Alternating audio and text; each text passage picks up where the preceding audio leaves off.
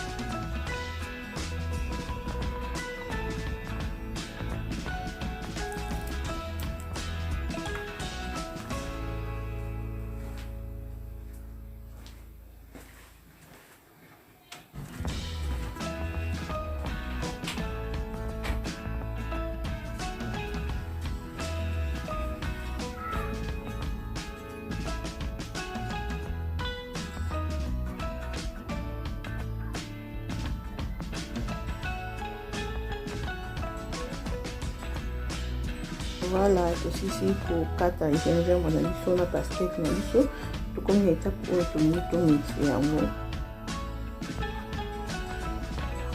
Voilà, na otia yango mai te, c'est pour cela na saleli blender oyo parce que na lié dans la concentrer vraiment et dans la concentrer na otia yango mai te. Merci.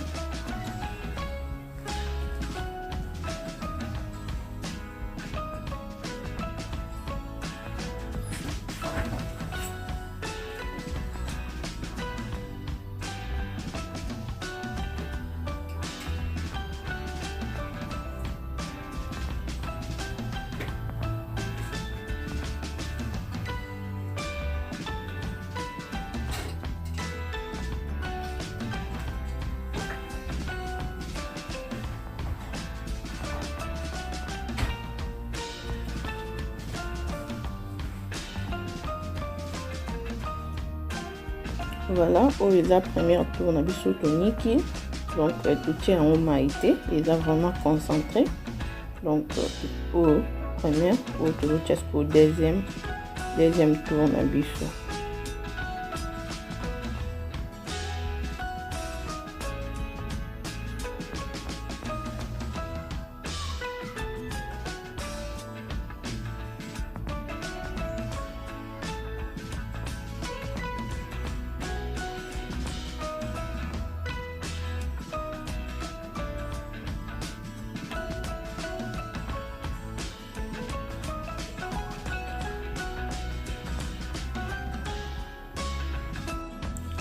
Tosisi ko mixer jus na biso. Alors à étape na biso tozo filtrer yango.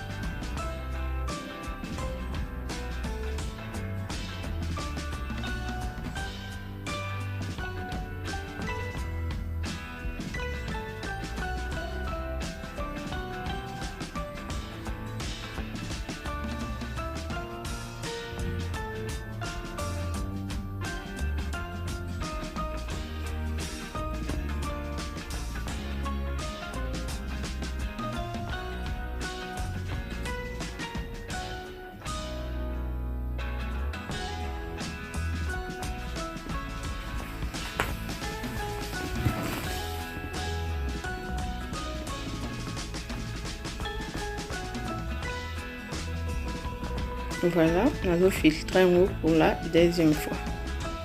Jus moko kitoko makasi. Vraiment eza concentré, totie yango maïté, eza juste na mai ya pastèque na ya gingembre na biso, eza vraiment concentré.